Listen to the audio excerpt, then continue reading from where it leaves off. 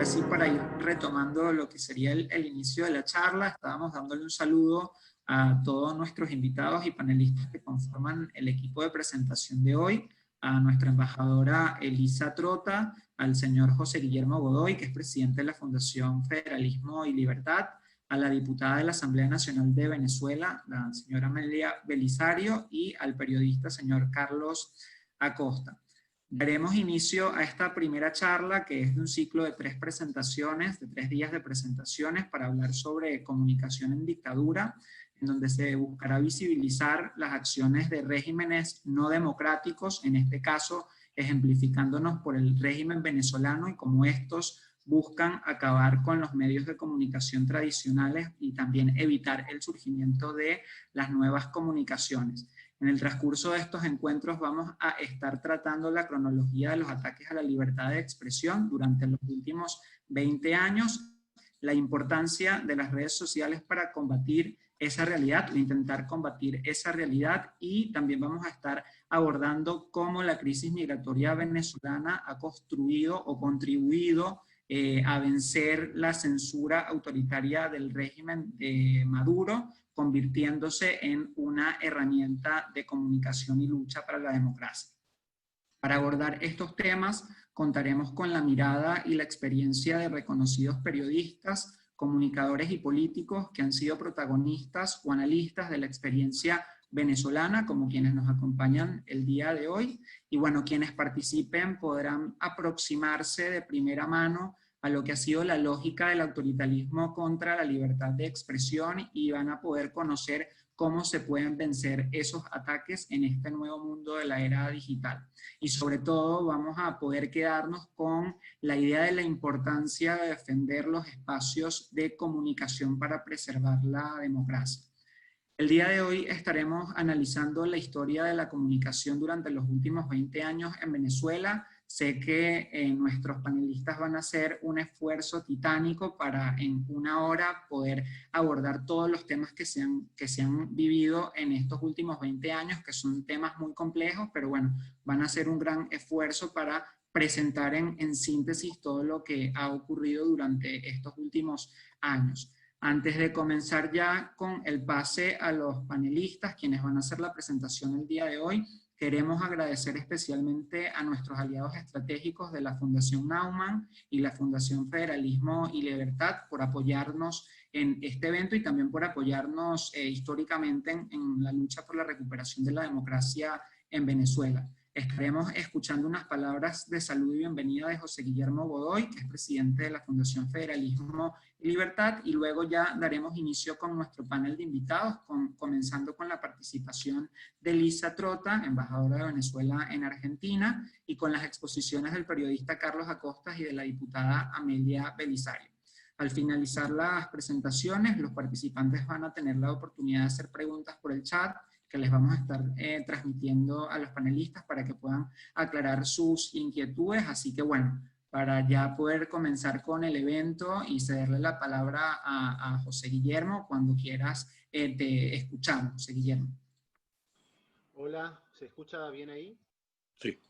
Sí, bueno, muchas gracias, Charbel, particularmente Elisa, por esta iniciativa. También a nuestros panelistas de hoy, Carlos Acosta y a la diputada Amelia, por participar. Lo que me toca presentar tanto a Fundación Federalismo y Libertad como a Fundación Friedrich Naumann, porque ahora no nos puede acompañar el director de la oficina Naumann, lo hará así mañana.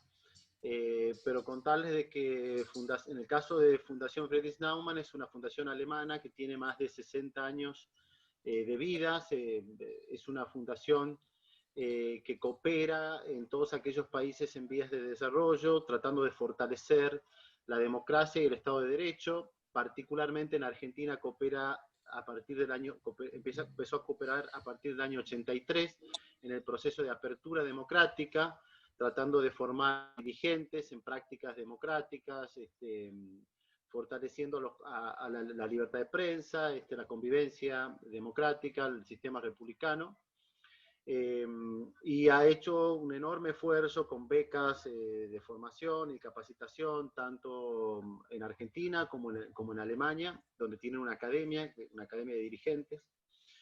Y nuestra cooperación desde Federalismo y Libertad con ellos es desde hace 8 años, y ahora sumamos a esta cooperación todo el equipo que lidera Elisa, ¿no? Trota. En el caso de Federalismo y Libertad, somos un think tank del norte argentino, pero con presencia en todo el país. Tenemos nuestra oficina en Tucumán, trabajamos temas claves de políticas públicas también, promoviendo la libertad en el contexto de las relaciones sociales, un Estado más moderno, una economía integrada al mundo, y también hacemos un esfuerzo por formar jóvenes políticos, dirigentes sociales, tratar de hacer un aporte a una nueva calidad de liderazgo que construye una sociedad más abierta, más democrática, y en ese sentido va nuestra cooperación con Elisa y con el proceso de lucha por la recuperación de la democracia en Venezuela. Nuestra fundación está cooperando hace tiempo, nos preocupa la causa venezolana. En Venezuela hemos hecho actividades incluso en la Universidad Central de Venezuela, hemos firmado convenios con la Fundación Uslar Pietri, y acá con Elisa hemos combinado una agenda en el interior del país, tratando de generar espacios de diálogo con policymakers, con legisladores, concejales, con empresarios, para que todos tomen conciencia de la importancia regional de la causa venezolana. Así que para nosotros es un gusto trabajar e intensificar la cooperación con ella y todo su equipo, y creo que este tema de comunicar, el tema del periodismo, la libertad de prensa, es clave, es crítico, es un baluarte de los periodistas venezolanos en la causa por la democracia, y espero que este programa contribuya en ese sentido. Y estamos abiertos desde la Fundación a seguir trabajando en este sentido con políticos, con dirigentes, pero también con comunidad venezolana, que en el caso de Tucumán lo hacemos también, y esperamos seguir haciéndolo en un futuro. Gracias. Muchas gracias, José Guillermo. Bueno, con tu testimonio se evidencia bastante claro el acompañamiento que le han dado al tema de Venezuela, así que como venezolanos estamos muy agradecidos por tenerlo en cuenta y también ser factores de visibilización de lo que ocurre en nuestro país.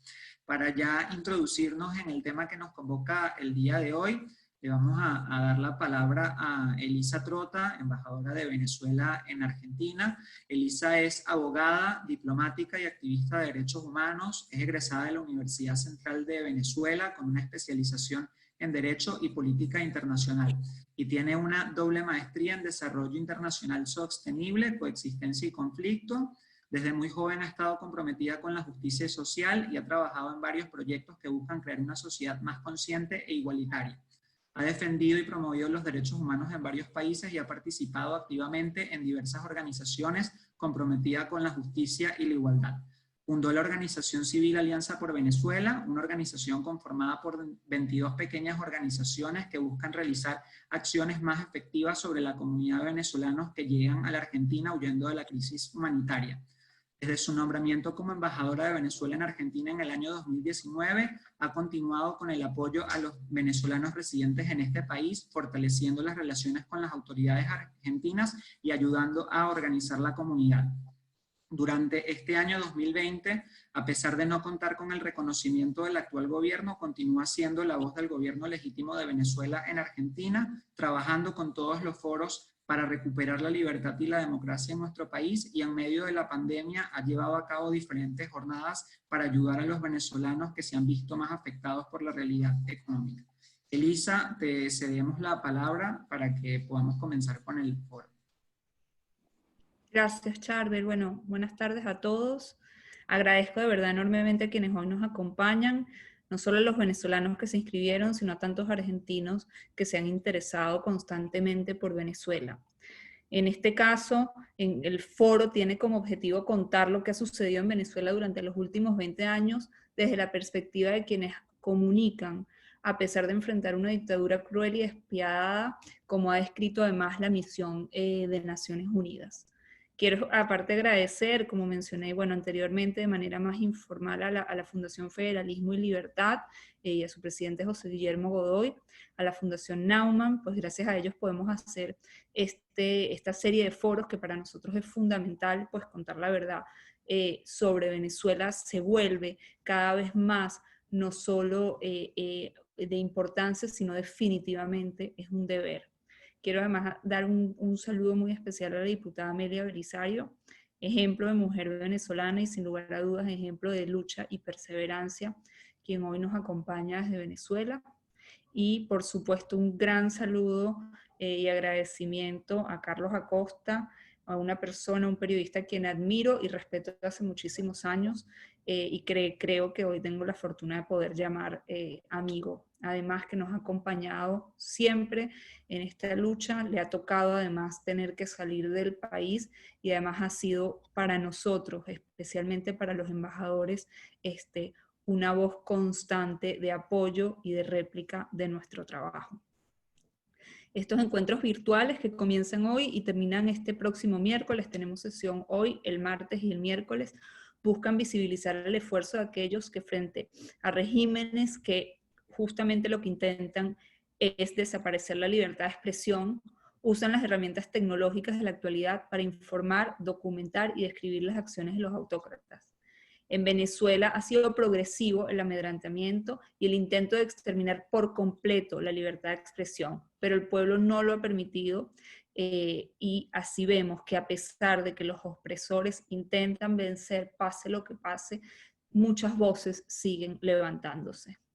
Entre el año 2000 y este año 2020 se han dado más de 100.000 protestas en Venezuela, lo que justamente evidencia que a pesar de la represión, de la impunidad y del progresivo desmantelamiento de las instituciones, no se ha podido silenciar el ímpetu de una sociedad consciente de sus derechos. Todos sabemos además que este régimen, primero con Chávez y después con Maduro, ha tenido como único objetivo mantener el poder a toda costa y con ello destruir la libertad de expresión. Por eso, varias de esas protestas justamente comenzaron con el cierre, el famoso cierre de Radio Caracas Televisión en el 2007 y de muchas emisoras de radio, periódicos y otros medios de comunicación.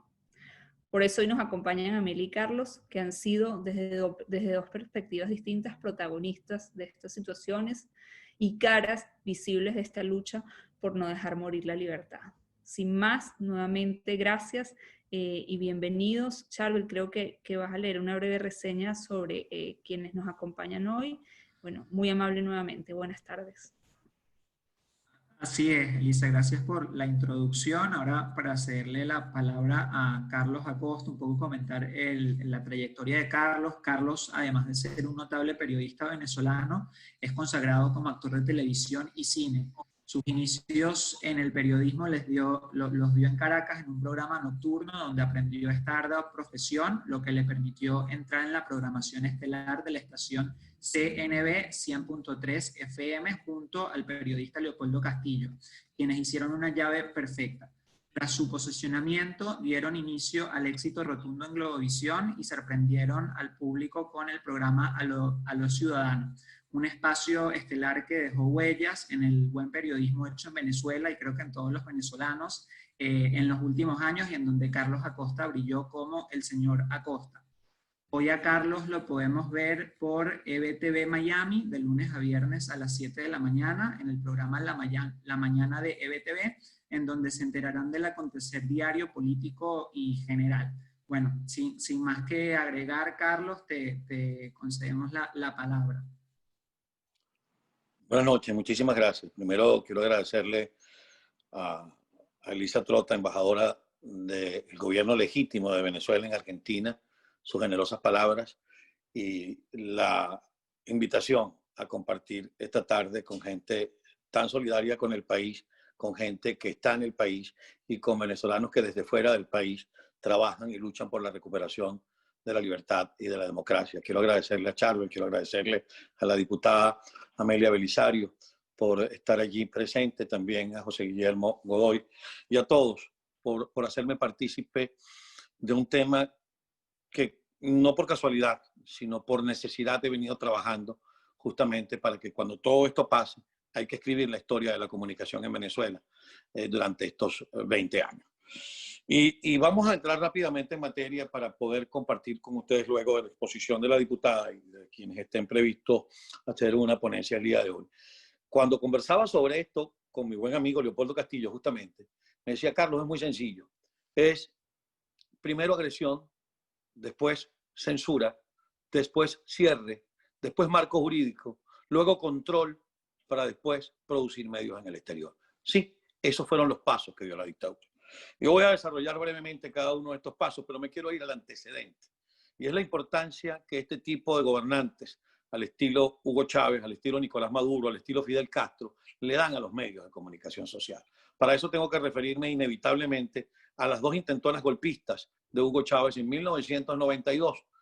En la intentona de 1992 contra el gobierno legítimo del presidente Carlos Andrés Pérez, la falla del golpe, aparte de todas las fallas militares y de la cobardía del golpista, estuvo en no tomar los medios de comunicación social, cosa que sí hizo el presidente Pérez, y los medios de comunicación social se pusieron del lado de la democracia y por eso fracasa el golpe.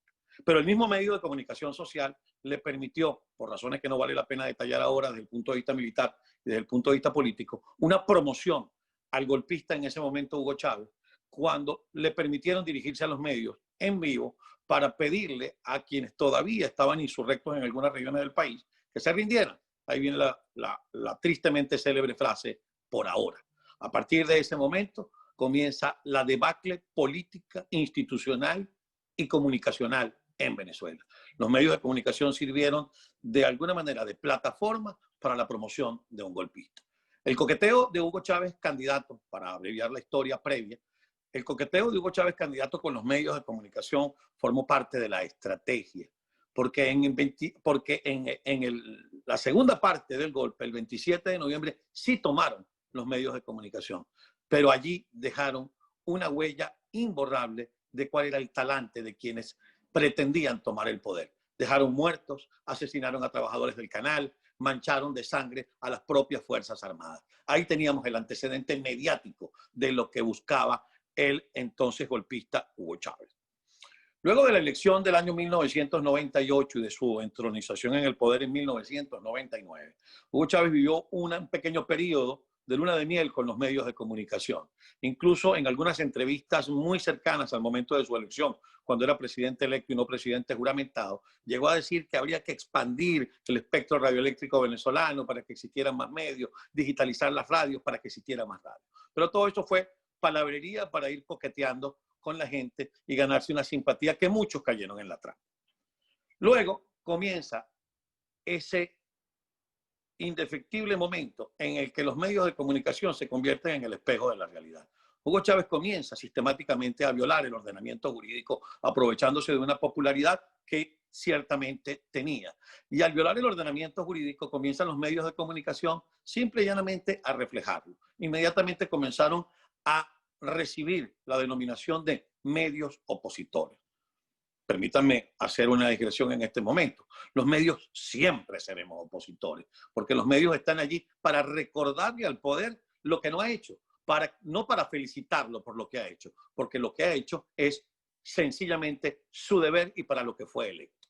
Pero en ese momento no fue interpretado así. Quizá un demócrata lo había interpretado así, como lo interpretó Carlos Andrés Pérez en su gobierno. Nunca cerró un medio de comunicación, como lo interpretó Caldera en su gobierno. Nunca cerró un medio de comunicación. Y cuando revisamos la historia democrática de Venezuela, los cierres de medios, quizá, y esto habría que estudiarlo luego, estuvieron sustentados en un ordenamiento jurídico, pero jamás por hablar mal del gobernante de turno. Pasando entonces al primer año de gobierno, comienzan entonces los ataques verbales de Hugo Chávez para con los dueños de medios. Voy a citar textualmente: Alberto Federico Rabel, presidente de Globovisión en ese momento; Miguel Enrique Otero, presidente del diario El Nacional, uno de los más importantes. Por cierto, ya no circula en Venezuela, ni Rabel está en Globovisión en este momento. Ese ataque comenzó a generar de alguna manera la reacción de los dueños de medios, que estaban siendo además utilizadas las figuras de sus padres, ambos, el padre de Miguel Enrique como el padre de Alberto Rabel, figuras que trabajaron para la recuperación de la democracia en Venezuela, digo, de la penúltima dictadura que terminó en 1958. De pasar ataques a dueños de los medios, comenzó entonces una suerte de línea por parte del régimen de Hugo Chávez para los llamados círculos bolivarianos, grupos de choque, Comité de Defensa de la Revolución, hoy se llaman VC, colectivos, pero siempre hay una pandilla de civiles armada por el gobierno con la intención de amedrentar a todo aquel que se le oponga, a todo aquel que piensa distinto. Y ya no solamente eran los ataques desde el poder, desde la investidura presidencial para con algunos periodistas y dueños de medios, sino que los reporteros que salían a la calle recibían en ese momento el ataque de los llamados círculos bolivarianos con la famosa frase, digan la verdad, digan la verdad. Comenzaron ataques a periodistas, incluso reporteras que estaban embarazadas y llegaron a perder su bebé o a estar en riesgo de perder sus bebés, simple y llanamente porque trabajaban para Radio Caracas Televisión o para algún periódico o alguna radio que no era complaciente con Hugo Chávez. Eso luego fue derivando en las amenazas por parte del régimen. Hubo un momento en que esto había que de alguna manera, vamos a decir que convertirlo en una conducta uniforme. Y la mejor manera de hacerlo era aprovechar la mayoría en el Parlamento, en la Asamblea Nacional, y se propone entonces la llamada Ley Resorte, Ley de Responsabilidad Social en Radio y Televisión, que no era otra cosa que una camisa de fuerza que obligaba a los medios o a autocensurarse o a censurar a los invitados que fuesen a los programas de opinión o a quienes participaban cuando en Venezuela había programas participativos y el público podía llamar y podía intervenir a través de mensajes de texto porque todavía no existían las redes sociales.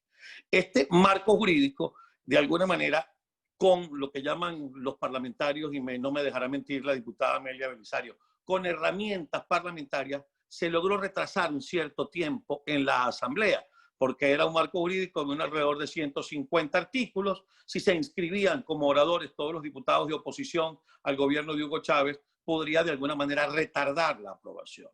Una noche de un mes de diciembre, en el año 2001 aproximadamente, 2001-2002, si mi memoria no me traiciona, uno de los diputados, periodista por cierto, alcalde de Caracas en la época de Hugo Chávez, profesor de la Universidad Central de Venezuela, Juan Barreto, hace un trabajo que fue denominado por el régimen brillante, que fue recortar de 150 a 74 artículos para aprobar de manera express la llamada Ley de Responsabilidad Social en Radio y Televisión. A partir de ese momento, los medios comenzábamos a estar amarrados, a de alguna manera tener que autocensurarnos y hacer que algo que nunca se había hecho en un medio de comunicación, además de tener un plan de reporteros, productores, editores, redactores, trabajadores del sitio internet, teníamos abogados en la sala de redacción que tenían que leer las noticias y decir, cuidado con este texto porque puede ser interpretado como tal cosa, cuidado con esta declaración, es mejor editarla porque puede ser interpretada como tal otra y eso pudiera generar en el cierre del medio. Vale decir que los medios en Venezuela de alguna manera se ganaron por sus programas de entretenimiento, por sus noticieros, incluso por las figuras que trabajaban en ellos, el cariño de todo el pueblo venezolano. La gente en Venezuela creció oyendo radio, viendo televisión y leyendo periódicos. Y se identificaba con sus medios y tenía ese gesto tan democrático que es tener un control remoto en la mano, porque si no me gusta el canal 1, veo el canal 2, el 3 o el 4. Eso siempre pasó. Quien les habla tiene 56 años. Nací bajo ese sistema y aprendí a hacer televisión viendo televisión. Y la televisión que vi y la televisión que aprendí fue una televisión libre, democrática y donde incluso el famoso derecho a réplica se practicaba casi que de manera constante. Entramos entonces en el marco jurídico. Este marco jurídico nos alcanza además con el famoso 11 de abril del año 2002. El 11 de abril del año 2002, esa suerte de capítulo oscuro de la historia venezolana, donde el militar de mayor rango en Venezuela le dice al país que se le solicitó al señor presidente de la República la renuncia de su cargo, la cual aceptó. Por ende, todos los medios dimos por hecho, si lo dice el militar de mayor rango en el país, dimos por hecho que Chávez había renunciado y comenzamos a decirlo, pues sirvió de excusa perfecta para que los llamados colectivos, círculos bolivarianos, VCHEO, patrullas chavistas atacaran a los medios de comunicación porque presuntamente estábamos desinformando.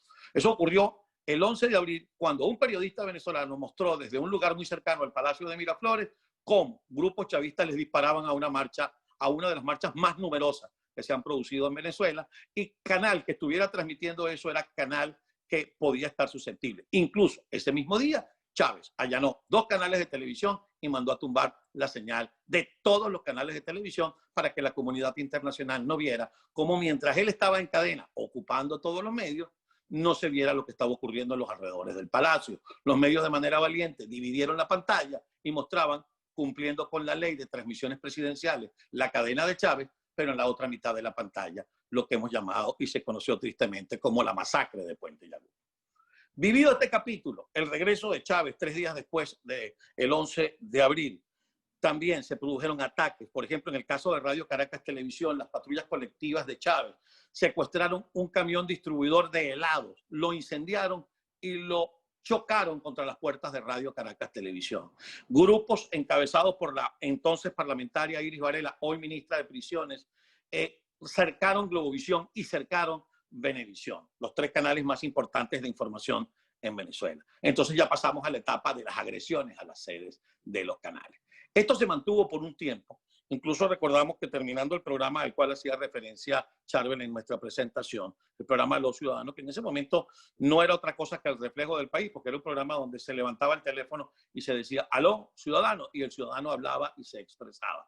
Allí se revelaba lo que la gente pensaba y luego de una transmisión un domingo de ese programa, una granada explotó en la sede de Globovisión. Una granada a las 8:30 de la noche, se incendiaron varios vehículos y hasta el sol de hoy no hay ningún responsable por eso. En ese momento la junta directiva de Globovisión no es la que hoy conforma ese canal, que fue un canal fundado especialmente para la transmisión de noticias. Marco jurídico, agresión a los canales. Luego aparece una frase que es la que al final es el objetivo de la dictadura. La frase hegemonía comunicacional. En enero de 2007, el entonces ministro de Información y Comunicación del régimen, Andrés Izarra, dice en el diario El Nacional, vamos hacia la hegemonía comunicacional. Estoy hablando de enero de 2007. Ya en diciembre, un mes antes del año 2006, durante su salutación a las Fuerzas Armadas, Hugo Chávez, en su carácter de comandante en jefe, dijo en cadena nacional que iba a cerrar Radio Caracas Televisión. 53 años de una planta de televisión que acompañó a todos los venezolanos. Ya no solamente era la ley Mordaza, ya no solamente es la agresión a los dueños de medios, ya no solamente es la agresión a los periodistas, sino ya hay una expresa orden presidencial de cerrar el canal. Excusa que la licencia, la concesión se había otorgado por 20 años y que el 27 de mayo del año 2007 vencía la concesión de Radio Caracas Televisión. Eso había ocurrido 20 años antes y el gobierno al cual le tocó renovó automáticamente la concesión porque incluso la ley de radiocomunicaciones y telecomunicaciones de aquel momento establecía que una vez que se venciese la concesión, quien tenía la preferencia para la renovación era quien había ocupado ese espectro radioeléctrico durante el tiempo anterior y a quien le había sido otorgado inicialmente. Pero la excusa de Hugo Chávez es definitivamente que vayan apagando los equipos, chillen, lloren, y estoy haciendo cita textual, chillen, lloren, pataleen, pero se acabó ese canal golpista que se conoció como Radio Caracas Televisión. Aplaudido por el alto mando militar, se llevó a efecto el 27 de mayo del año 2007 el cierre de Radio Caracas Televisión. Paralelamente a eso, hubo una amenaza contra una serie de emisoras de radio, entre ellas el Circuito Nacional CNV, como decía Charbel, estuvo bajo mi dirección durante 10 años, fui el director de CNV 102.3, pero no se había cristalizado. Empezaron a buscar una serie de argumentos de carácter jurídico para tratar de justificar el cierre. Mientras esto ocurría, Radio Caracas Televisión logró, basados en la ley de radio y televisión o la ley de responsabilidad social en radio y televisión, retomar su señal, pero a través de televisión por suscripción. Porque el motivo de su cierre supuestamente había sido el vencimiento de una licencia que otorgaba el Estado para señal abierta. Entonces dijo, bueno, nos vamos al cable. Inmediatamente prepararon sus equipos, prepararon su plan de transmisión y Radio Caracas Televisión en menos de un año vuelve a las pantallas de los venezolanos a través de televisión por cable. Y es importante acotar, tal era la simpatía, la conexión de este canal de televisión con el pueblo, que hasta en los sectores más humildes de la población lo comenzamos a ver, incluso gente que vivía literalmente debajo de un puente, comenzamos a ver las famosas antenas de televisión por satélite que en Venezuela se podían comprar a través del sistema prepago. Nunca había habido tantas antenas de DirecTV en Caracas y hasta en zonas rurales de Venezuela como cuando Radio Caracas pasó al cable. Esta alegría duró poco porque entonces vino la presión del régimen en búsqueda de la hegemonía comunicacional, vino la presión del régimen para que las cableras sacaran a Radio Caracas Televisión. Por supuesto, las cableras venezolanas tuvieron que ceder a esas presiones por razones estrictamente económicas.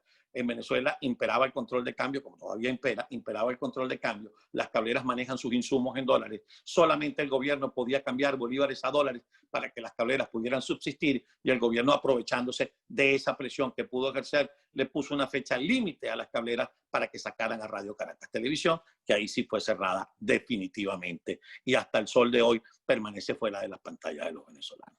Como ustedes pueden ver, lo que comenzó con una agresión a un director de un medio ya va por el cierre del más importante y antiguo canal de televisión en Venezuela, simple y llanamente porque Radio Caracas Televisión se refería a Hugo Chávez como el comandante Chávez, teniente coronel.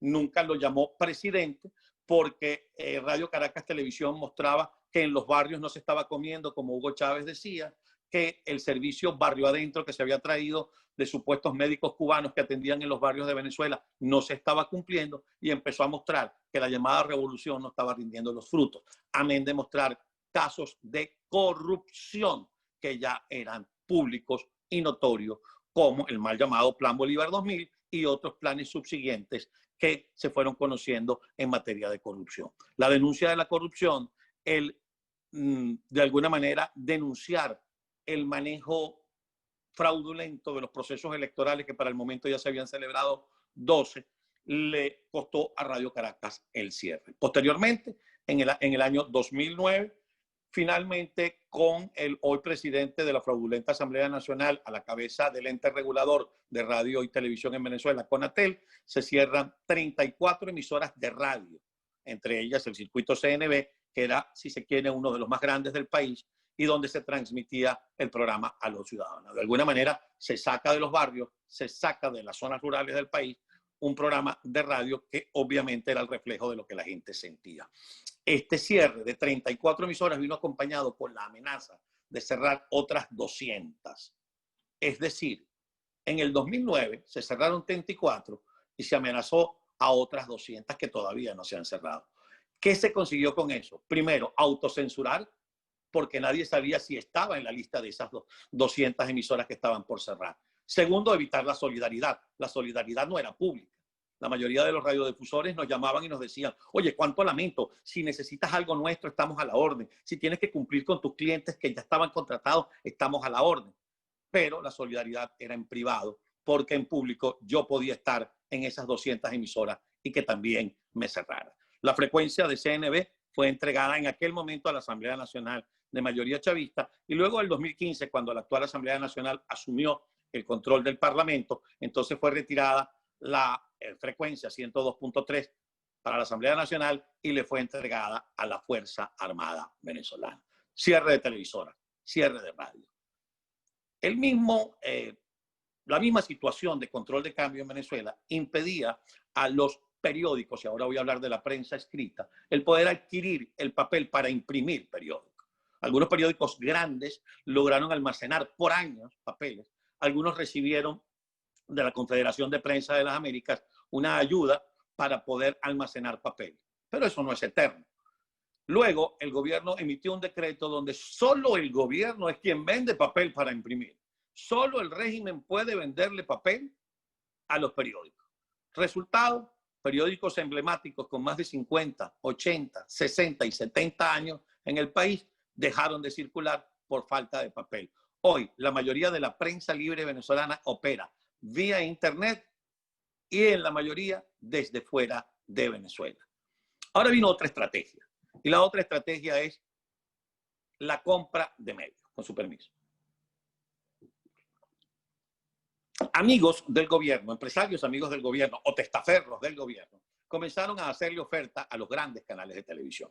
Por ejemplo, en el caso de Globovisión, que había logrado posicionarse como un canal que reflejaba las anomalías del régimen, además de la agresión a sus periodistas, además de las de las granadas, además de las veces que le fue tumbada su señal porque le fueron robadas literalmente sus microondas. En Venezuela, en el caso de Caracas, se transmite vía microondas porque el Cerro del Ávila, que es el gran emblema de nuestra ciudad, permite tener una repetidora que desde cualquier punto de la ciudad transmite vía microondas hacia ese cerro y ese cerro se encarga de repetirla para toda la ciudad. Pues le robaban las microondas, le cortaban los cables, pero eso todo se cristalizó cuando bajo el régimen todavía de Hugo Chávez se le hizo una oferta a Globovisión que Globovisión no aceptó, y entonces la respuesta del régimen fue colocar una serie de multas impagables para ahorcar económicamente a las televisoras. Incluso recuerdo que en Venezuela y aquí en Estados Unidos se hicieron recaudación de fondos para que los venezolanos dentro y fuera de Venezuela colaboráramos para pagar la multa. Y en efecto ocurrió, pero era una multa detrás de la otra. Ningún empresario, por mucho capital que tenga, puede seguir invirtiendo en un medio de comunicación, no solamente a riesgo de arruinarse, sino además de que más de 70, 80 familias que dependían en ese momento de trabajar en este medio de comunicación se quedaran sin trabajo. La familia que en ese momento era la propietaria de Globovisión decidió terminantemente pues aceptar una oferta económica y vender el canal a quien hoy es un solicitado por la justicia, que es el señor Raúl Gorrín, que además está siendo no solamente solicitado por la justicia, sino implicado en casos de lavado de dinero y de conexión con quien fuera el tesorero de Hugo Chávez, el señor Alejandro Andrade, que fue sentenciado por la justicia estadounidense. Ese caballero maneja hoy Globovisión. El Universal, un periódico con más de 90 años de existencia en Venezuela, también fue presionado con el tema del papel y se hizo una oferta a la familia del poeta sucrense Andrés Mata, dueños del periódico, y definitivamente se vieron obligados a vender. Hoy es manejado por una persona que ha sido identificada como un testaferro de Tarek El Aissami, que a su vez ha sido identificado por las autoridades estadounidenses como el vínculo entre el régimen de Nicolás Maduro y el terrorismo internacional, Hezbollah y grupos islámicos radicales. Como se darán cuenta, pasamos de agresiones personales, a agresiones de periodistas, a agresiones de sede, a la creación de un marco jurídico, luego al cierre de canales y estaciones de televisión, al control del papel para la prensa escrita, y llegamos entonces a la tan ansiada hegemonía comunicacional que advirtió el ministro Izarra en 2006, que era lo que buscaba el régimen de Hugo Chávez. En este momento, cuando la enfermedad y muerte de Hugo Chávez, por supuesto, el secretismo imperaba en Venezuela, ningún medio podía informar sobre la salud del entonces presidente. Mucho se especuló que Hugo Chávez habría muerto en diciembre del año 12 y no en marzo del año 13, como se nos dijo a los venezolanos. Ese sigue siendo un secreto muy buen guardado por la inteligencia castro-cubana y se sigue manejando con el COVID-19, corrijo, el tema del manejo de información. La comunicación durante estos 20 años en Venezuela, amigos, y con esto termino, ha sido un ataque progresivo. Desde tiempos del golpismo de Hugo Chávez vieron la importancia que podría tener para el manejo de la población, el manejo de la comunicación, en los dos intentos de golpe y luego del ascenso de Hugo Chávez al poder. Quiero significar en este momento, en Venezuela no existen medios libres. En Venezuela la mayoría de los periodistas tienen que informarse de lo que ocurre por lo que desde afuera informamos. Es más fácil saber qué ocurre voy a citar una región venezolana a 150 kilómetros de Caracas. Es más fácil saber qué ocurre en Maracay para una persona que vive en Maracay, revisando una página web del exterior o viendo un canal como el canal para el cual yo trabajo, que se transmite desde Miami, que revisando un medio local. Porque si lo que está buscando es cuál fue el saldo de la tragedia del río Limón, que lleva varios días desbordados en el centro de Venezuela, no lo va a conseguir en ningún periódico, porque nadie lo va a publicar a riesgo de que lo cierren o a riesgo de ir preso. Porque además, y allí me acompañará la diputada Belisario, se ha creado un instrumento jurídico denominado la ley del odio, y entonces si usted dice algo en reclamo a lo que el régimen expresa, usted pudiera estar instigando al odio y entonces el dueño del medio puede ir preso. Voy a cerrar esta exposición con una pregunta que le realizara un grupo de propagandistas, porque no los puedo llamar periodistas, un grupo de propagandistas del régimen de Hugo Chávez, al entonces comandante Fidel Castro en el año 2010 u 11 aproximadamente.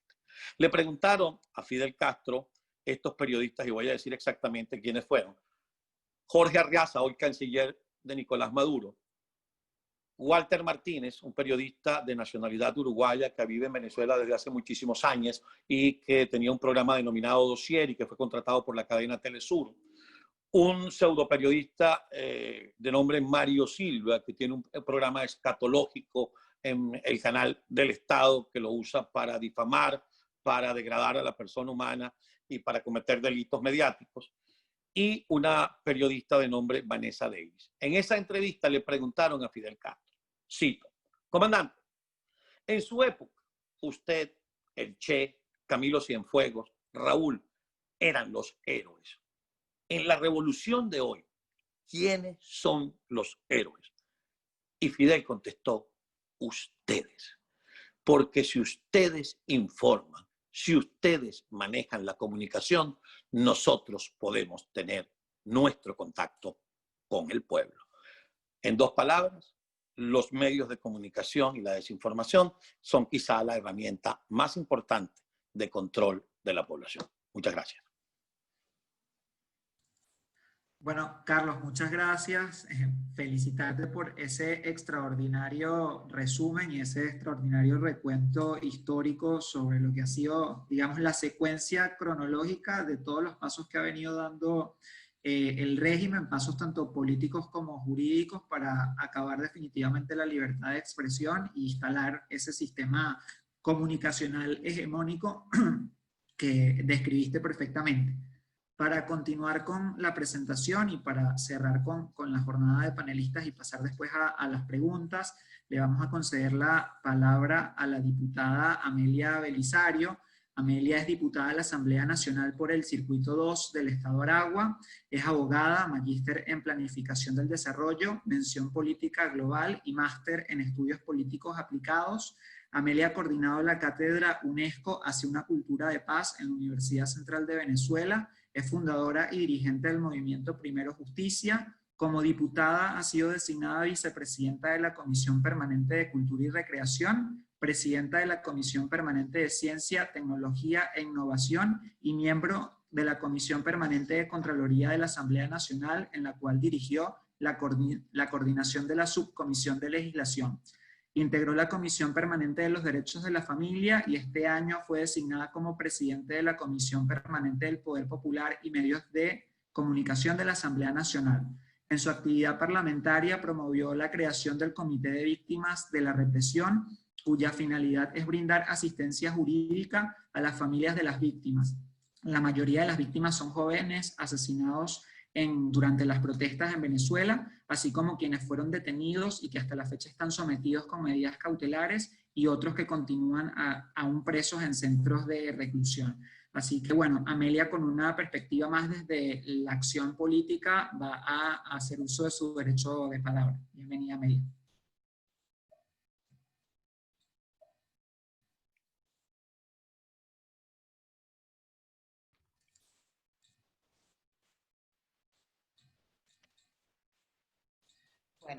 Muy buenas tardes.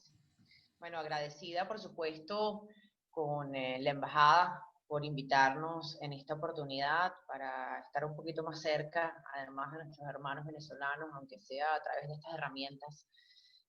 Agradecida por supuesto con la Fundación Federalismo y Libertad por apoyar estas iniciativas, con Carlos, agradecida, y además mi admiración por los comunicadores sociales que siguen resistiendo, aunque estén fuera de nuestras fronteras. Seguir diciendo la verdad dentro y fuera de Venezuela es un acto de valientes, y debemos estar todos los venezolanos profundamente agradecidos por esa entrega, por ese compromiso y por la valentía que han asumido quienes siguen diciendo la verdad de lo que ocurre en Venezuela.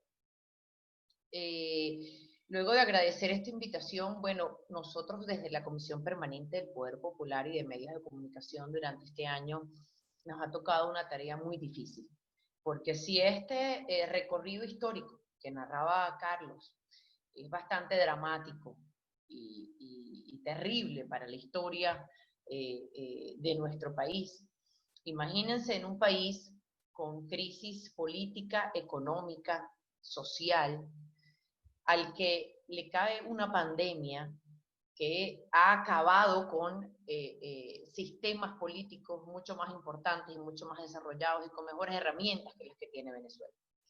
Al llegar la pandemia a nuestro país, lamentablemente decir la verdad era un delito mucho más grave que en cualquier otro momento de la historia de la comunicación social en Venezuela.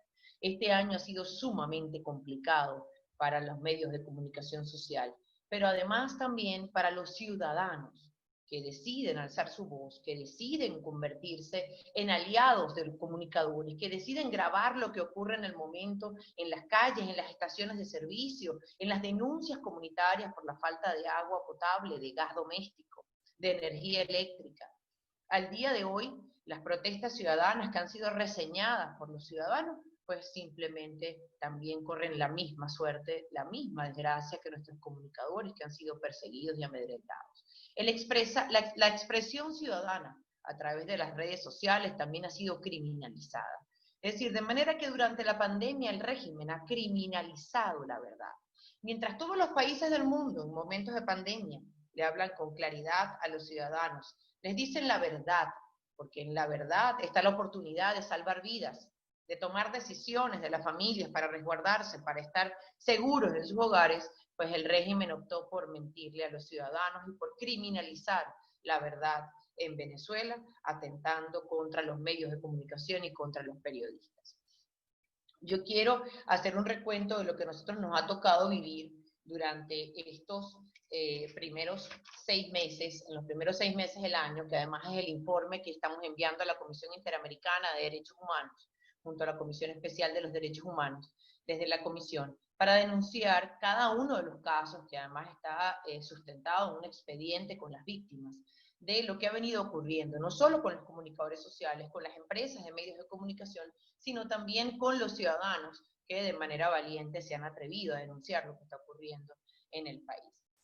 Fíjense, de aquella base jurídica que hablaba Carlos, con la ley resorte y todos los atropellos y las irregularidades en el diseño legislativo que ocurrió en ese periodo de la Asamblea Nacional, nos enfrentamos entonces en este periodo de la Asamblea Nacional a que el régimen no solamente ha violado todas las competencias de la Asamblea Nacional, sino que además el régimen que decidió convertirse en un violador sistemático de los derechos humanos, también ha violado totalmente nuestra Constitución. Nada más en las agresiones a los medios de comunicación encontramos una lista de artículos de la Constitución que han sido violados y ese recuento yo quisiera hacerlo para ustedes, porque ese recuento de la violación de los derechos en materia de comunicación social nosotros lo hemos venido denunciando a través de unos informes de urgencia que redactamos desde la Comisión del Poder Popular, unos comunicados donde hemos venido denunciando lo que ocurre y hemos enviado a diferentes embajadas del mundo para que puedan además atender al llamado que hacemos en defensa de la libertad y en este momento de pandemia definitivamente es en defensa del derecho a la vida de los venezolanos. Fíjense, se ha violado artículos de nuestra Constitución que violan el derecho al trabajo, el derecho a la información, el derecho al debido proceso, las libertades personales, a los derechos civiles y políticos de los ciudadanos. Entonces los ciudadanos no pueden denunciar, no pueden protestar y sencillamente tampoco pueden colaborar con los comunicadores sociales para poder informar al país lo que está ocurriendo. Tenemos entonces, empezando por el artículo 51, tenemos ciudadanos agredidos simplemente por atreverse a exigir respuestas de parte de los órganos de salud. La información no ha sido veraz en materia de dónde están las pruebas, dónde se realizan, dónde se puede acudir. No todos los centros asistenciales cuentan con la información necesaria para que los ciudadanos puedan proteger su vida y la de sus familiares. Entonces, ciudadanos que se atreven a acceder a esos servicios públicos para hacer cuestionamientos, entonces también son amedrentados, también son censurados y son silenciados. A eso también nos estamos enfrentando en este momento, al no acceder a la fuente de información. El régimen hace muchos años decidió no informarle al país lo que ocurre en materia de salud. Recordemos a la ministra que fue simplemente despedida porque tuvo la osadía de informarle al país las cifras oficiales en materia de salud. El régimen hace muchos años decidió que los ciudadanos no estuviésemos informados y no podemos hablar de comunicación en tiempos de dictadura cuando se viola constantemente el derecho a la información que tienen los ciudadanos, porque no solamente acceder a la fuente, no solamente difundir lo que se conoce, sino acceder a la fuente de información. En el artículo 84, bueno, los sindicatos. Los sindicatos en Venezuela siguen siendo agredidos simplemente por denunciar lo que ocurre dentro de los centros hospitalarios. Las organizaciones vecinales son agredidas constantemente y cada vez que se atreven a denunciar los procesos irregulares que ocurren en las comunidades cuando existe alguna denuncia de contagio. Las comunidades siguen denunciando la falta de agua potable, de energía eléctrica, de servicios básicos para poder permanecer en sus hogares ante la necesaria situación del aislamiento para prevenir el contagio del COVID. Es imposible quedarse en los hogares con hambre, sin luz, sin agua, sin gas doméstico. A eso se están enfrentando los ciudadanos y cuando deciden alzar su voz, entonces son amedrentados por los cuerpos de seguridad. Tenemos entonces violación del artículo 141 y 143. No existe una administración de emergencia donde participen los ciudadanos. Y en esa administración de emergencia donde los ciudadanos se puedan expresar y comunicar lo que está ocurriendo en sus comunidades, es imposible, porque si ya hemos visto que ni siquiera pueden acceder a la información, no pueden realizar denuncias, pues muchísimo menos pueden organizarse para comentar lo que está ocurriendo en su comunidad, para presentar propuestas ante los entes del Estado y para sencillamente informar al resto de los vecinos de lo que esté ocurriendo. La información en época de pandemia que puede salvar vidas, sencillamente para el régimen no tiene ningún tipo de importancia. El régimen todos los días hace pronunciamientos donde los números difieren, inclusive en los diferentes voceros del régimen. Un día dicen que tienen un número de camas, al día siguiente dicen que tienen otro número de camas, luego dicen que tienen un número de contagios, cambian el número de contagios, inclusive la cifra lamentablemente de los fallecidos. Es decir, que si los vecinos no pueden informar, los medios no pueden acceder a las fuentes, entonces sencillamente los venezolanos estamos en un estado total de desinformación que en un momento de pandemia arriesga nuestras vidas. Los periodistas y familiares han sido, los familiares de los periodistas han sido secuestrados, agredidos. Aquí no solamente estamos hablando de que están agrediendo, de que agreden simplemente al periodista que sale a la calle en búsqueda de la noticia. Los buscan en sus hogares, golpean a sus familiares, roban sus viviendas, atacan a los vecinos que sencillamente dan el alerta de que están llegando los cuerpos de seguridad, atacan a todo aquel que se atraviese para proteger a los comunicadores sociales en medio del momento de la transmisión de la denuncia, atacan a los ciudadanos que alzan su voz para proteger a esos comunicadores sociales. También se ha violado el debido proceso. Hemos tenido comunicadores sociales a los cuales en el momento de la presentación, en la audiencia preliminar, han sido simplemente tomadas algunas medidas cautelares, se les ordena la libertad con régimen de presentación y pasan semanas para que puedan ser liberados y enviados a sus hogares para cumplir con esas medidas cautelares. Y pasan semanas alegando que falta un documento, que falta un fiador, simplemente porque ese es el medio para seguir metiendo miedo, sembrando terror en la población y haciendo que los medios de comunicación cada día se resistan más al hecho de tener que informar lo que está ocurriendo en el país. En el interior del país ha sido donde más hemos tenido denuncias de violación del debido proceso en relación a los comunicadores sociales. Nosotros hemos hecho estos informes de urgencia para presentarlos ante la comunidad internacional en el hecho público y notorio de que en Venezuela no existe un sistema de justicia donde nosotros podamos defender los derechos de los comunicadores sociales, de sus familiares y de los ciudadanos que han sido atacados al momento de informar. Hemos ido sosteniendo que si nosotros mantenemos al día esos expedientes, si recogemos todos los testimonios, si tenemos todas las pruebas a través de organismos internacionales, nosotros podemos ir avanzando en el hecho de que se haga justicia y que cuando ocurra el cambio político en Venezuela, finalmente pueda llegar la justicia a esos hogares tan anhelados. Nosotros hemos presentado en el informe que ha ido a los organismos internacionales en el primer semestre del año nada más, para que veamos el punto nada más, esto solamente año 2020, han habido 6 emisoras de radio cerradas, 20 páginas web, 20 portales de noticias que han sido cerrados, que han sido sacados del aire. 98 periodistas agredidos. 98 periodistas nada más. Y estamos hablando de que tenemos entonces 4 ciudadanos que han sido procesados judicialmente simplemente por denunciar lo que ocurre en sus comunidades y por convertirse en una especie de reportero ciudadano. Tenemos entonces al día de hoy 129 agresiones contabilizadas con expedientes que se resumen en 98 periodistas. ¿Qué quiere decir eso? Que hay periodistas a los cuales contra los cuales han ocurrido más de 2 agresiones. Es decir, el comunicador social que de manera valiente decide volver a salir a reseñar la noticia, vuelve a ser perseguido, amedrentado y golpeado. No solamente perseguido y agredido por los cuerpos de seguridad del Estado, también por colectivos paramilitares organizados por el régimen que atacan a los comunicadores sociales. También han sido amenazados a través de las redes sociales y en sus viviendas y en las de sus familiares. También tenemos comunicadores sociales que han sufrido además del hostigamiento, las amenazas por parte de otros ciudadanos que sencillamente se acercan al lugar donde se esté reseñando la noticia, enviados, algunos no identificados, pero sencillamente de manera muy violenta para atacar el hecho cierto de que se esté diciendo lo que ocurre en el país. De manera que con la pandemia, sencillamente lo que ha hecho es agravarse la situación de la limitación a la libertad de expresión y al derecho a la información que tienen todos los ciudadanos. Bueno, ¿por qué? Carlos lo describía muy bien. Es decir, en un sistema, en un régimen de dictadura, ese era el camino que habían anunciado, ese era el camino que sencillamente iban a seguir y lo han hecho de manera sistemática y lo siguen haciendo todos los días y lamentablemente en este momento tan difícil para Venezuela y para el mundo entero en medio de esta pandemia, la situación no ha mejorado, simplemente se ha agravado. Nosotros estamos clarísimos que estamos en un proceso de dictadura donde el régimen no le interesa que los ciudadanos tengan información.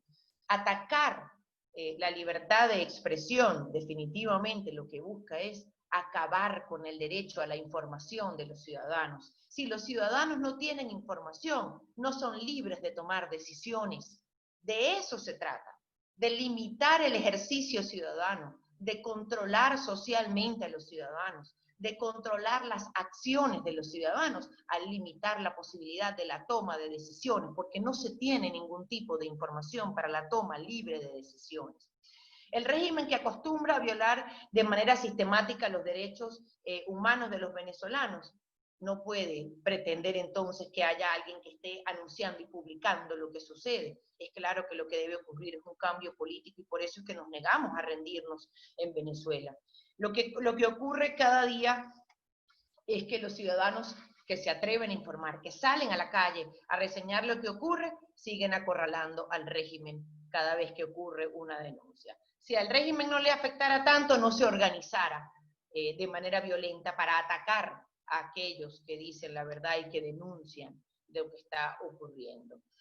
Ahora, es indudable que el régimen miente, que miente en medio de la pandemia. Ya les comentaba que hay cifras diferentes entre un vocero y el otro, entre un día y al día siguiente. Es indudable además que el régimen miente al momento de afirmar que hemos superado con suerte esta pandemia y con éxito, cuando sabemos muy bien que en otros países con mejores herramientas, con mayor tecnología, con recursos, sin crisis política, sin crisis social, les ha costado mucho salir adelante de la pandemia. Cómo engañar a los venezolanos y decirles que en un país donde ni siquiera hay agua potable y lo mínimo que hay que hacer es lavarse las manos, vamos a poder salir airosos de una pandemia tan difícil de superar. Entonces el régimen ha mentido de manera descaradamente durante todo el año 2020 y ha podido mentir sencillamente porque ha controlado totalmente los espacios de información.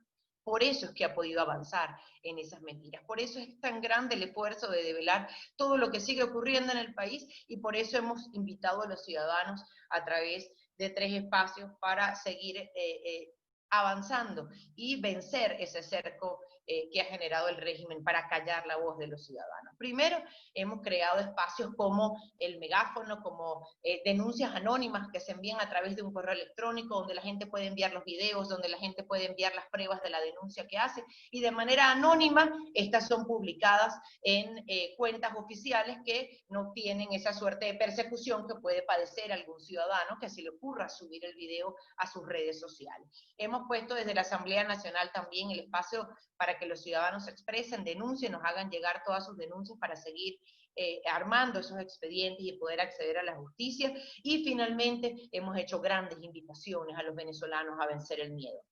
Todo lo que callan los ciudadanos es lo que hace más fuerte al régimen. Mientras nosotros guardemos silencio, el régimen sigue avanzando, sigue mintiendo, sigue creciendo, y además lo que va a hacer es seguir atacando a más venezolanos. No podemos guardar silencio. Es la hora de unirnos, de organizarnos, de buscar la manera de denunciar, apoyar a los comunicadores sociales.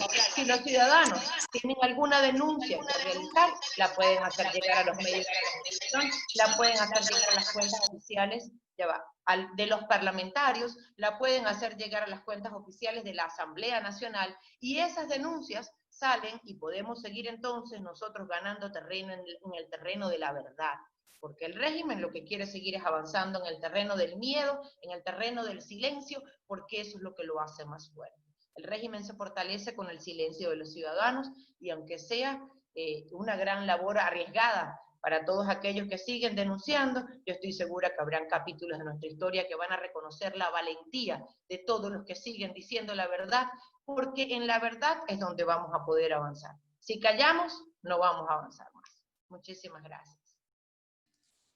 Gracias, Amelia, a ti por tu participación y por traernos, digamos, al detalle todo lo que ha sido la política sistemática de persecución del régimen contra el periodismo independiente y el periodismo libre, y sobre todo también por explicarle a todos los participantes el rol tan importante que tienen ustedes como líderes de la fuerza democrática en la defensa de estos espacios de comunicación que hoy parecen inexistentes o inaccesibles en Venezuela. Así que valoramos mucho tu testimonio. Como decía Elisa, eres testimonio fiel de la mujer venezolana que siempre es aguerrida y está como protagónica en los procesos de lucha. Ahí ya tengo algunas preguntas que le han hecho a cada uno de los panelistas. Quienes quieran agregar alguna pregunta adicional la pueden hacer por el chat. Yo mientras le voy avisando a cada uno las preguntas que tienen, y también se las vamos a estar haciendo llegar por privado para que las vean. A la embajadora Elisa Trota le preguntan: ¿cómo usarán la comunicación para explicar el informe de la misión de la ONU? Es fundamental que países como Argentina, la gente entienda lo que esto significa. Sí, paso a responder de una vez, Charbel. Sí, y después le voy contestando la pregunta. Bueno, antes de responder, de verdad, nuevamente muy agradecida y movilizada por ambas exposiciones, tanto de Carlos como de la diputada Belisario, muy completas, y creo que ha sido un espacio realmente importante para entender no solo la importancia de la libertad de expresión y del periodismo libre, sino además para cualquier sociedad justamente poder avanzar en términos democráticos, lo que significan estas prácticas. En relación a la pregunta que me hacen, bueno, evidentemente creo que a pesar de que antes de la semana pasada, cuando se presentara este informe, creo que la mayoría de los venezolanos y la mayoría de los demócratas del mundo ya sabíamos con antelación lo que sucedía en Venezuela. Además somos muchísimas, miles y miles de voces las que venimos gritando hace muchísimos años lo que pasa en Venezuela. Uno no puede dejar de compungirse y de impresionarse por lo que refleja el informe. Es un informe extremadamente bien documentado, además un informe hecho por expertos, donde no deja margen de ninguna duda en relación a lo que está sucediendo en Venezuela, que no son solo violaciones de derechos humanos, sino más graves aún, son crímenes de lesa humanidad con una responsabilidad en una cadena de mando específica. Así que yo creo que nuestra responsabilidad desde todos los ámbitos, específicamente en mi caso, desde Argentina, en el caso de los periodistas, desde los medios de comunicación, de los parlamentarios como dirigentes, como líderes políticos, y de cualquier ciudadano, de cualquiera de las personas que hoy estamos conectados a este foro, de cualquier venezolano y de cualquier ciudadano amante de la democracia en el mundo, es justamente poder contar lo que sucede en Venezuela. en las redes sociales, en los distintos medios de comunicación, nuevamente en foros como esto, en reuniones privadas. Nos debemos encargar de hacer que todos conozcan este terrible pero esclarecedor documento. Todos sabemos que lamentablemente mientras estamos teniendo esta charla probablemente hay alguien en la mazmorra de la dictadura que está siendo torturado, que está siendo amenazado, que está siendo perseguido.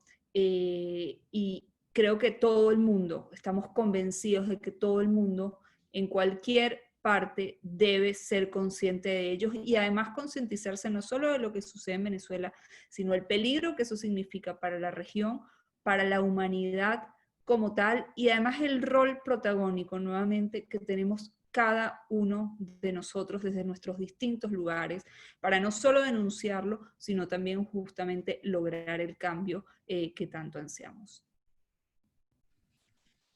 Muchas gracias, Elisa, por la respuesta. Voy con las preguntas que le hacen al periodista Carlos Acosta. Son dos, Carlos. La primera es, ¿cuál cree usted que han sido los errores en comunicación de la oposición? Tal vez hasta el año pasado, cuando Michelle Bachelet mostró su informe, el chavismo había logrado venderse muy bien a pesar de ser una dictadura. ¿Algún error habremos cometido como oposición? Es la primera pregunta. Y la segunda es, ¿existe alguna forma de generar responsabilidad en los medios de comunicación social para evitar que figuras como Chávez se inmortalicen con un por ahora? Le van a... Listo. Primero que nada, gracias nuevamente a la diputada Amelia Belisario por sus palabras y a la embajadora Trota por sus palabras. Bien, voy a comenzar por la segunda pregunta. Pues mira, justamente no existe, ni debería existir ninguna herramienta, porque Chávez popularizó el por ahora gracias a la libertad de expresión. Y esos son los riesgos que corre la democracia. Cuando personajes como estos se sirven de las herramientas de la democracia misma para poner su nombre a la consideración de la gente. Chávez intentó 2 golpes de Estado y no llegó al poder por 2 golpes de Estado. Llegó por elecciones, utilizando las herramientas democráticas para llegar al poder. Pero una vez alcanzado el poder, entonces vino la práctica que ya todos conocemos. Entonces, sí, si nosotros colocáramos en algún momento herramientas en un eventual y deseado regreso a la democracia para controlar la opinión de alguien que opina, pues obviamente estaríamos violando la Constitución y cercenando la libertad de expresión.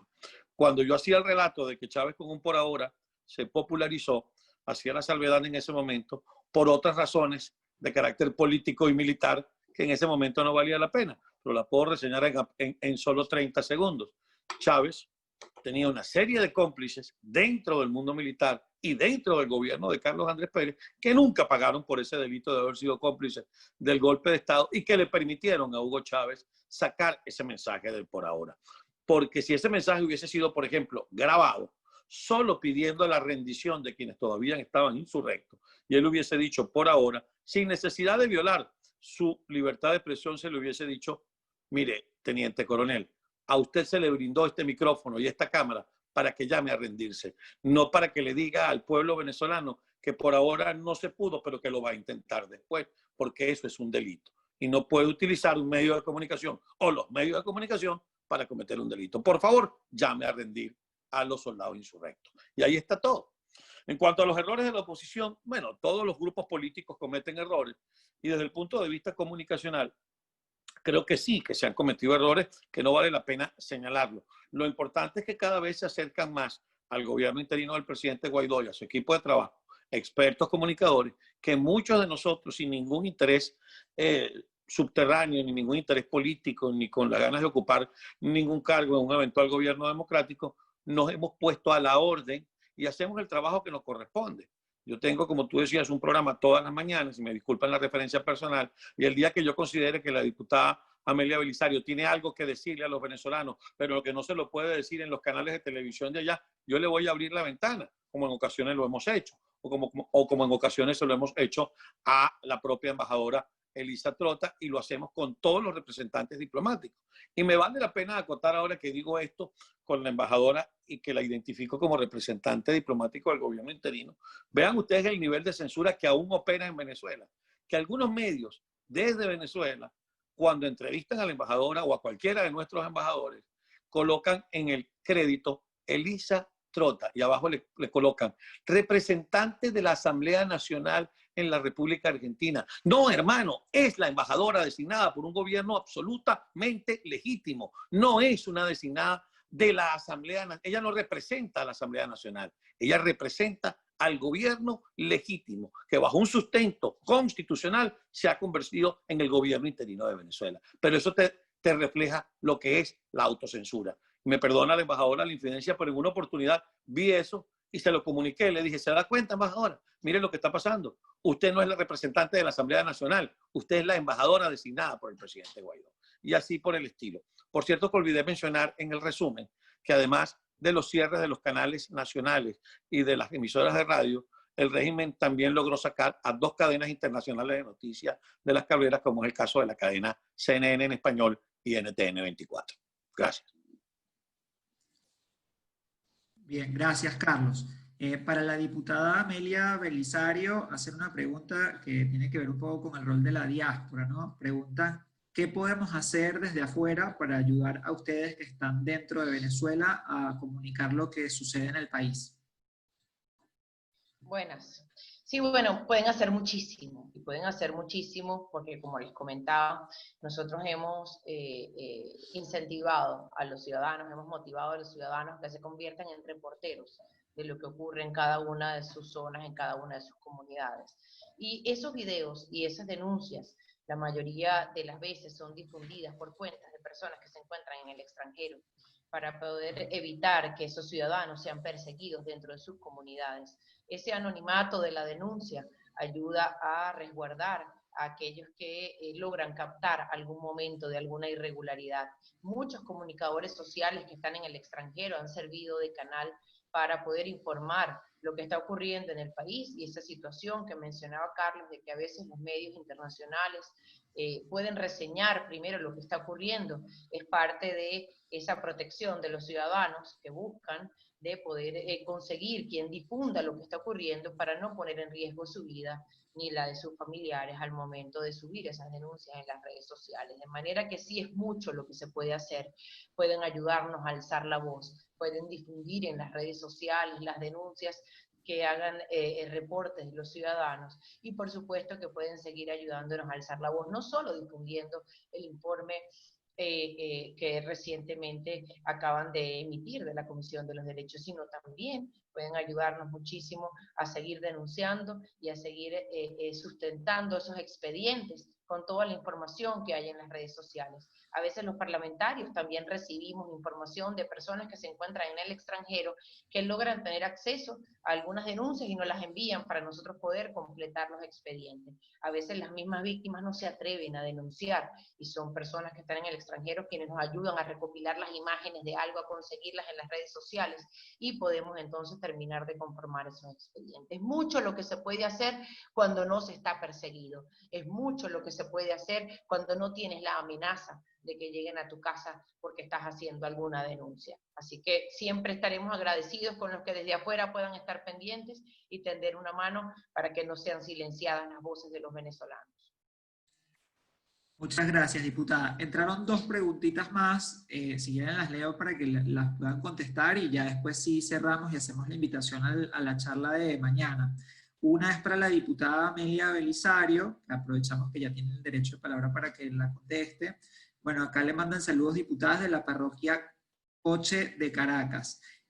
Comentan que debe utilizarse más los medios digitales y el canal de comunicación de la Asamblea Nacional para explicar reiteradamente que es fundamental que la población denuncie toda la vulneración de derechos.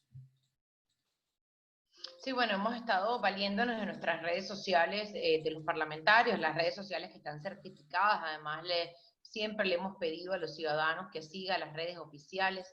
no solo de la Asamblea Nacional, sino de los parlamentarios de cada uno de los circuitos del país, de los presidentes de las comisiones permanentes, que constantemente estamos haciendo las denuncias de las materias, competencia de cada una de las 15 comisiones permanentes de la Asamblea Nacional, y le hemos pedido también a los ciudadanos que a través de la denuncia que se puede hacer a través de las comisiones, sean las comisiones las que puedan alzar la voz. Por supuesto que hay mucho por hacer. Tenemos el día de hoy denuncias de ciudades enteras del país que amanecieron sin electricidad, justo el día que se daba el inicio al año escolar desde los hogares. Entonces el país ya amaneció sin electricidad, sin internet. Nos ha costado muchísimo informar a la población, no solo ante el secuestro del régimen de los medios de comunicación, sino ante la ausencia de servicios básicos que le permitan a la población acceder a medios alternativos. No todos los venezolanos tienen acceso a un teléfono inteligente, a redes de internet, a páginas web, es decir, es muy difícil poder informar a la población, y nosotros estamos haciendo grandes esfuerzos para vencer esas murallas que ha puesto el régimen para que los ciudadanos no estén informados. Muchas gracias, diputada. Bueno, y al periodista Carlos Acosta, para ya finalizar, la última pregunta que realizan es: ¿considera que es válido que los profesionales de prensa ejecuten con profesionalismo el periodismo a pesar de exponer sus puestos de trabajo? Chicos, es una situación muy difícil. Uno no le puede pedir, y mucho menos desde la libertad de expresión que uno vive afuera, a un periodista que ponga en riesgo a su familia o su seguridad personal. Muchos lo han hecho sin necesidad que uno se los pida. Yo creo que es una cosa de una decisión muy personal de cada uno, y yo creo que, como decía tanto la embajadora como Amelia, cuando se escriban los capítulos de estos días, y no lo digo por periodista, lo digo por venezolano, habrá que dedicar un capítulo especial a los periodistas venezolanos que se quedaron en Venezuela. Porque si nosotros, los que estamos afuera, hacemos una labor de ser el eco de lo que ocurre en nuestro país, informamos a diario, algunos, otros con otra frecuencia, pero informamos a los venezolanos de lo que ocurre afuera y de cómo muchos afuera están trabajando para que se sepa lo que ocurre adentro. No podemos pedirle a nuestros colegas, que ya bastante valientes son, que arriesguen su vida, la de sus hijos, la de su familia, porque lo acaba de describir Amelia hace unos minutos. Los van a buscar a sus casas, los amenazan con sus familias. Es decir, es una dictadura que asesina. Es la misma dictadura que acabó con Fernando Albán, es la misma dictadura que acabó con el capitán Acosta Arévalo, es la dictadura que dejó morir a Franklin Brito. Voy más allá, es la dictadura que no informa sobre los riesgos del COVID-19, lo cual es un asesinato, porque la población que no tiene información no sabe cómo comportarse y está en riesgo de caer en el contagio y posteriormente en el fallecimiento por las condiciones que todos conocemos. Yo, desde donde me encuentro en Estados Unidos, yo veo venezolanas de televisión, yo veo TVs, y cuando uno ve esos canales de televisión, que no son canales de televisión sino instrumentos de propaganda al más puro estilo goebbeliano de la Alemania nazi, uno no puede más que pensar que cualquiera que esté dentro y que vea esa hegemonía con la que transmiten, que fue su objetivo principal, algún venezolano se puede sentir confiado de que de verdad el gobierno se estaría encargando de la pandemia, cosa que sabemos que es imposible. El gobierno, en vez de comprar respiradores, en vez de comprar material de bioseguridad para los médicos que se nos están muriendo, el gobierno está comprando máquinas para un proceso electoral írrico, ilegal, inconstitucional y que nadie acompaña. Entonces, ¿cómo pedirle a los colegas que arriesguen sus vidas? Simplemente desde aquí nos quitamos el sombrero, los admiramos. Y yo tengo que decir, para finalizar, en el programa que yo hago, cada mañana tengo un segmento que se llama ¿Cómo amanece Venezuela? Y tengo un periodista en Táchira, 3 en Caracas, 1 en el Zulia, 1 en Lara, 1 en Margarita, 1 en Barcelona, otro en Valencia. Y esos periodistas todos los días me hacen un reporte de la cola para la gasolina, de las horas que llevan sin luz, de la gente que está muriendo, y lo hacen a riesgo de que en cualquier momento una comisión del SEBIN o del FAES los vaya a buscar a su casa. Entonces, ¿qué hacemos? Respetarlos, quererlos y pedirles que se cuiden y que puedan informar en la medida de sus posibilidades. Y aquí nos tienen a nosotros, que nos envíen la información a nosotros y nosotros la sacamos.